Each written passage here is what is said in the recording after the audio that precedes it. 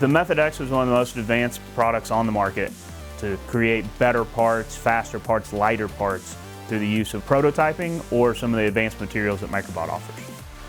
My name is Michael Levine. I'm the Vice President of Operations here at Levine Family Racing. LFR is a NASCAR Cup Series team competing in its 5th full-time year with Christopher Bell.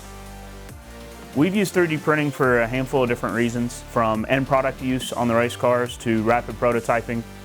We selected the MakerBot Method X for its advanced capabilities. The heated build chamber ensures print accuracy and repeatability every time. 2 items specifically that we've been working on lately is a dummy camera pod for the tails of the car. We're also using the nylon carbon fiber on the driver AC inlet. That's a duct that brings in fresh air to the driver, but it's important that that part is heat resistant because it helps keep the driver cool during the race.